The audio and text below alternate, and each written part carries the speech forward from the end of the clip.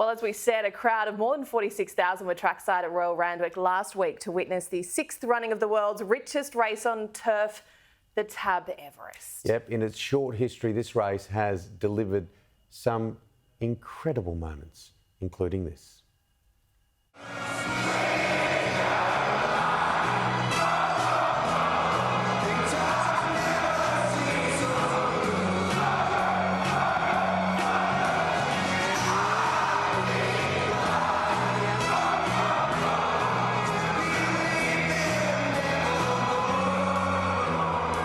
The Everest of 2022, and we're ready to go. The gates are back, they're off and racing. Eduardo jumped well.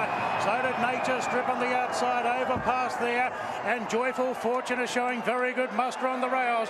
They swing now. Eduardo and Nature Strip head and head up the rise, and a thriller here on the Everest. And Nature Strip given the cue by McDonald, and the champ races to the lead by a length on Eduardo. Private Eyes running on, then came over past Shades of Rose, Jacquino and Giga Kick. Nature Strip a length in front.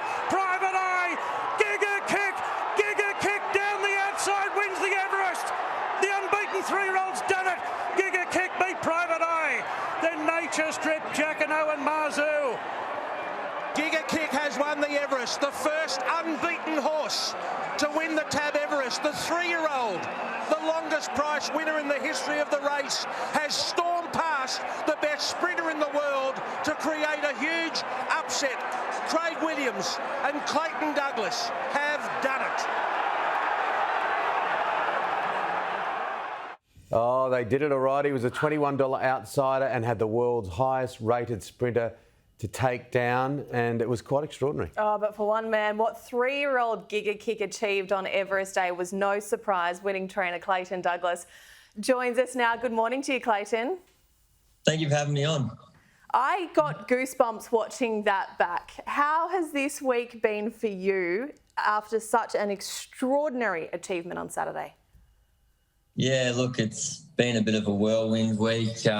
Obviously, a lot of media stuff, and no, look, it's been great. It really has. I've been able to meet a lot of people, and obviously back to business as usual. Obviously with our other horses, and to think that he came out on top, I'm still sort of pinching myself. So it's amazing. It was a fantastic week in so many ways. We had a chat at the Barrier Jaw, and one of the things that stood out for me was the first time I met you, we're having a chat and interview, was that all through the interview process, all through the week, you were one thing, and that was confident in the ability of your racehorse. Yeah, look, I had a lot of faith and confidence in him. Probably he sort of stamped himself as a very good horse now, but I felt that the horse is very good, and he's got a beautiful temperament and beautiful action, and he's got everything to turn out to be a really lovely horse, and he's still got a lot of developing to do. So, he's only going to get better with a bit of age under his belt. Well, last Saturday he was technically 2. He turned 3 on Wednesday of this week. Talk us through what you were thinking during that race, because I was lucky enough to be actually standing nearby and watching you and watching your reaction, which was incredible, and we will show that vision in a moment. But what were you thinking as this race was playing out in front of you? Yeah, look, he's had a bit of a tendency to be slow away, and probably he probably wasn't too badly away, but he just in that high pressure field, he's probably a little bit further back than we may have anticipated. But look, Craig got him into a nice rhythm.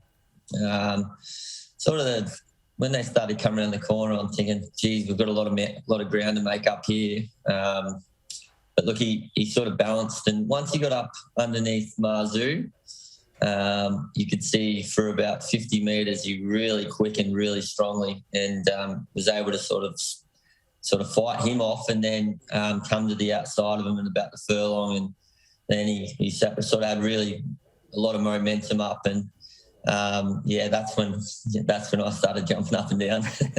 Oh yeah, it's great vision.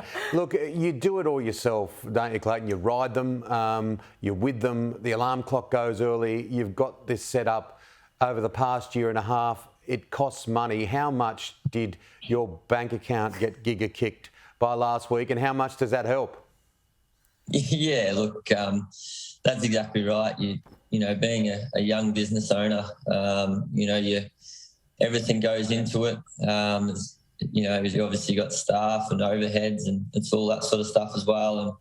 And you work very hard at the same time. So, yeah, obviously, to be able to get that prize money's been a massive kick to a young trainer like myself, and just puts me in a good position in the fact that you know, we can build on infrastructure and you know, accommodate what we want to accommodate for. And no, it's a great thing, and hopefully we're not done with yet. You said it yourself, it was a beautiful ride by jockey Craig Williams. How instrumental was he in this journey for you and for Giga Kick as well? Yeah, look, he's been a great part of my team.